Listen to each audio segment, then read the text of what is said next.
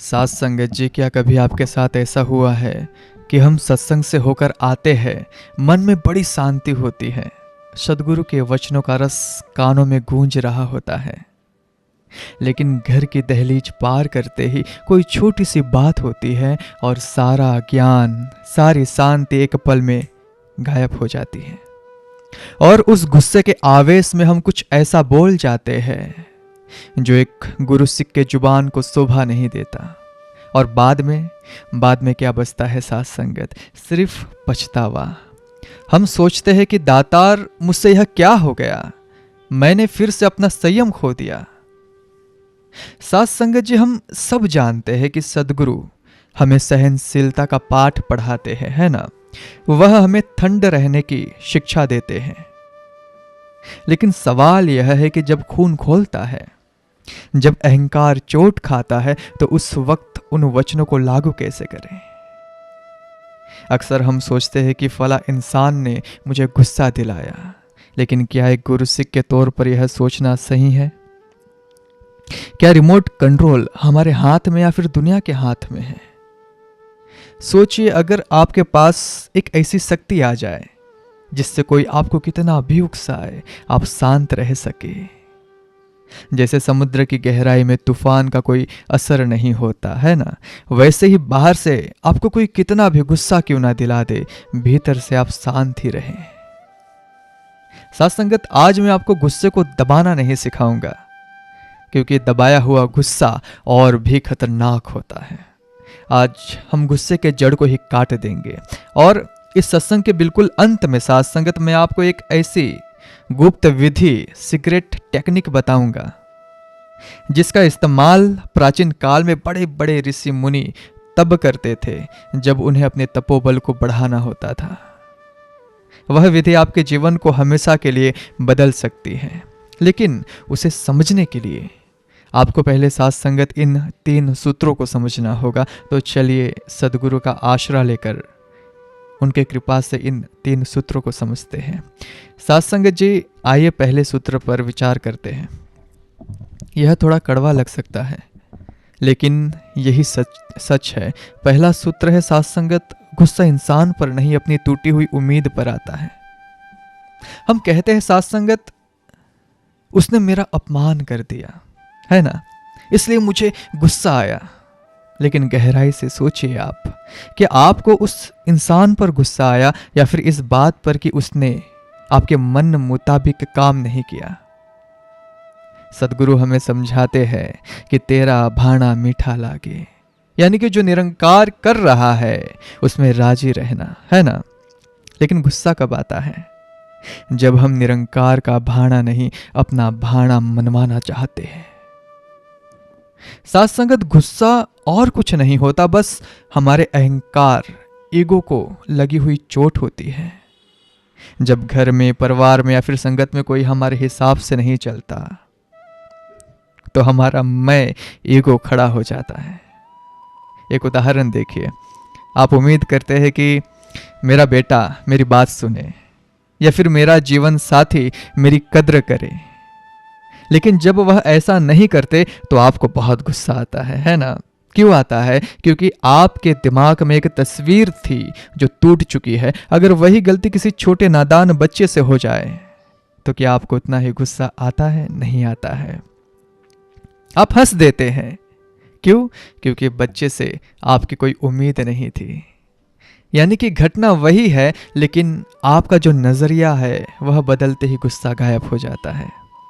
तो पहला कदम यह है साथ संगत कि जब भी गुस्सा आए तो सामने वाले को मत देखिए, अपनी आंखों को बंद कीजिए और खुद से पूछिए, मेरी कौन सी उम्मीद टूटी है? मैं निरंकार की रजा में राजी क्यों नहीं हो पा रहा हूं? मैं इस इंसान को अपने हिसाब से क्यों चलाना चाहता हूं? जैसे ही आप यह सवाल पूछते हैं, आप देखेंगे कि गुस्से की पकड़ जो है वह ढीली होने लगी है, क्योंकि अब आप दुनिया को नहीं सुधार रहे, आप खुद को सुधार रहे हैं। और यही तो भक्ति है साथ संगत की, स्वयं को उस परमात्मा के लायक बनाना। लेकिन साथ संगत जी, हम इंसान है, उम्मीदें एकदम से तो खत्म नहीं होती है, और कई बार सामने वाला जानबूझकर हमें उकसाता है ना? ऐसे में जब एकदम से मन में आग लगे तो उसे कैसे शांत करे? इसका जवाब हमारे दूसरे सूत्र और एक बहुत प्यारी कहानी में छिपा है। साथ संगत जी, इस बात को और गहराई से समझने के लिए मैं आपके चरणों में एक पुरानी कहानी रखना चाहूँगा। इसे बिल्कुल ध्यान से सुनिएगा, इसमें एक गहरा राज छुपा हुआ है। एक महात्मा थे जिन्हें अपनी तपस्या पर बड़ा नाज था साथ संगत।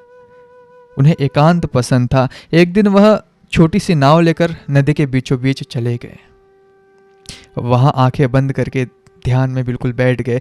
चारों तरफ शांति थी, नदी का पानी बिल्कुल शांत था। उन्हें लगा कि उन्हें जैसे मानो परमात्मा मिल गया है। तभी अचानक धड़ाम किसी चीज ने उनकी नाव को जोर से टक्कर मार दी। उनका पूरा ध्यान टूट गया, उनकी समाधि भंग हो गई। उस महात्मा को तुरंत गुस्सा आने लगा। मन ही मन सोचने लगे कि कौन है यह अज्ञानी जिसे दिखाई नहीं देता कि मैं यहां पर ध्यान कर रहा हूं। आंखें अभी बंद थी उनकी, लेकिन चेहरा गुस्से से बिल्कुल लाल पीला हो गया था। उन्होंने मन ही मन उस व्यक्ति के लिए बहुत कड़वे शब्द तैयार कर रखे थे। और जैसे ही साथ संगत उन्होंने अपनी आंखें खोली और दूसरी नाव की तरफ देखा तो साथ संगत जी वह हैरान रह गए। वह नाव बिल्कुल खाली थी। उस नाव में कोई बैठा ही नहीं था। वह नाव रस्सी खुलने के कारण हवा और पानी के बहाव से अपने आप बहती हुई आ गई थी और उनकी नाव से टकरा गई थी। अब वह महात्मा अपना गुस्सा किस पर निकालता? वहां तो कोई इंसान था ही नहीं। साथ संगत उस एक पल में उनका सारा गुस्सा पानी के बुलबुले की तरफ फूट गया। उन्हें समझ आ गया कि गुस्सा उस नाव की वजह से नहीं था, गुस्सा उनके अपने अंदर बैठा था। जब तक उन्हें लगा कि कोई व्यक्ति है तो गुस्सा बाहर निकला। जब पता चला कि नाव तो बिल्कुल खाली है तो गुस्सा बिल्कुल शांत हो गया। यही हमारा दूसरा सूत्र है साथ संगत। सामने वाला एक खाली नाव है, बिल्कुल खाली। साथ संगत, आपके जीवन में जो लोग आपको गुस्सा दिला रहे हैं वह उस खाली नाव की तरह है। वे बस अपनी प्रकृति, नेचर के अनुसार बह रहे हैं। वे आपसे टकरा रहे हैं क्योंकि वे अपने संस्कारों, अपनी परेशानियों और अपने अज्ञानता के बहाव में हैं। वे यह सब आपको परेशान करने के लिए नहीं कर रहे। वे बस बेहोश है उस खाली नाव की तरह। साथ संगत, जब कोई आप पर चिल्लाए तो उसे व्यक्ति मत मानिए। सोचिए कि यह एक खाली नाव है जो हवा के झोंके से आ टकराई है। अगली बार जब गुस्सा आए तो प्रतिक्रिया, रिएक्ट करने से पहले साथ संगत एक पोज ले लेना, 10 सेकेंड का नियम अपना लेना, लंबी सांस ले और सोचे साथ संगत कि यह एक खाली नाव है। साथ संगत, क्या यह भाव आपके दिल में उतर पा रहा है? समझ पा रहे हो मैं क्या कहना चाहता हूं? कहानी सुनना बड़ा आसान है, लेकिन जब असल जिंदगी में कोई भरी संगत में अपमान कर दे तो बर्दाश्त करना तो बड़ा मुश्किल हो जाता है। उस वक्त खाली नाव याद भी नहीं आती। इसीलिए साथ संगत, अब हम उस तीसरे और महत्वपूर्ण सूत्र की ओर बढ़ रहे हैं जो साथ संगत हमारी ऊर्जा को बदलने का काम करेगा। और याद है ना साथ संगत, सत्संग के अंत में वह गुप्त विधि भी मैं आपको बताऊंगा। इसलिए साथ संगत जी, अब हम सबसे गहरी बात करते हैं। तीसरा सूत्र है, गुस्से के आग को सेवा और सिमरन की शक्ति में बदल दो। साथ संगत, अक्सर आध्यात्मिक लोग कहते हैं गुस्सा मत करो, गुस्सा बुरा है। लेकिन मनोविज्ञान और अध्यात्म कहता है कि गुस्सा बुरा नहीं है, गुस्सा केवल ऊर्जा या फिर एनर्जी है। यह वही ऊर्जा है जिससे आप प्यार करते हैं, जिससे आप काम करते हैं, जिससे आप दुनिया बदल सकते हैं। यह वही ऊर्जा है। सद्गुरु हमें समझाते हैं कि ऊर्जा को नष्ट नहीं किया जा सकता, उसे केवल परिवर्तन किया जा सकता है, बदला जा सकता है। जब गुस्सा है तो उसे दबाना नहीं है और ना ही उसे दूसरे पर फेंकना है। साथ संगत, तो फिर क्या करना है? उसे ऑब्जर्व करे, उसे देखे। जैसे ही आपको गुस्सा आए अपने शरीर के अंदर झांकिए, देखिए कि कहाँ गर्मी महसूस हो रही है, क्या हाथ कांप रहे हैं, क्या सीना भारी हो रहा है। जैसे ही आप गुस्से को देखना शुरू करते हैं साथ संगत, वह ऊर्जा में बदलने लगता है। आप इस बात का विश्वास नहीं करोगे साथ संगत, लेकिन यह बात वैज्ञानिक है। आप उस गुस्से का इस्तेमाल अपने लक्ष्य को पाने में कर सकते हैं। इतिहास गवाह है साथ संगत, बड़े बड़े बदलाव तब आए जब किसी को सही बात पर गुस्सा आया। आप एग्जाम्पल ले लो, जब किसी का फीलिंग हर्ट हुआ, जब किसी के ईगो को चोट पहुंचा, लेकिन उन्होंने साथ संगत उस गुस्से से तोड़फोड़ नहीं किया, उन्होंने निर्माण किया। Best example of Mahatma Gandhi और रतन टाटा का ले सकते हैं आप लोग। महात्मा गांधी का भी अपमान अंग्रेजों ने बहुत किया था, लेकिन उस अपमान का तुरंत प्रतिक्रिया ना देकर उस अपमान को उन्होंने जुनून में बदल दिया और उसी ऊर्जा को उन्होंने अंग्रेजों को भगाने के लिए उपयोग किया। कि आप अपने गुस्से को जुनून में बदलने के लिए तैयार है साथ संगत। अगर आप गुस्से को पी जाएंगे तो वह बीमारी बनेगा, अगर उगल देंगे तो दुश्मन बनेंगे, लेकिन अगर उसे जागृत होकर देखेंगे तो वह संकल्प बनेगा, संकल्प। साथ संगत, अब आप तैयार है। हमने तीनों बातें समझ ली है। पहली बात है उम्मीद छोड़कर भाड़े में रहना, दूसरी बात है सामने वाले को खाली नाव समझना, और तीसरा गुस्से को जुनून में बदलना। लेकिन जैसा मैंने वादा किया था साथ संगत, अब वक्त है उस गुप्त विधि का जो मैंने आपको बताना है। यह विधि 2 मिनट में आपको मन में शीतल कर सकती है। जैसे कि जलती हुई अग्नि पर ठंडा पानी कैसे पड़ता हो तो बिल्कुल शांत हो जाता है। प्राचीन ऋषि मुनि साथ संगत इसे चंद्र भेदी प्राणायाम कहते थे, लेकिन हम इसे सिमरन की शीतलता के साथ जोड़कर बताएंगे। जब हमें गुस्सा आता है साथ संगत, तो हमारे शरीर में गर्मी यानी कि सूर्य स्वर बढ़ जाती है। हमें इसे चंद्रमा की तरह शीतल करना है। आप अभी मेरे साथ इसे कर सकते हैं, या फिर जब अगली बार गुस्सा आए तब करें। विधि बहुत सरल है। सबसे पहले अपनी आंखें बंद करें अगर करना हो तो, और सद्गुरु का सुंदर स्वरूप अपने ध्यान में लाएं। फिर अपने दाहिने हाथ राइट हैंड के अंगूठे से अपने दाहिने नाक को, राइट नोस्ट्रल को यूं बंद कर दें। अब बाई नाक से धीरे धीरे गहरी सांस अंदर ले।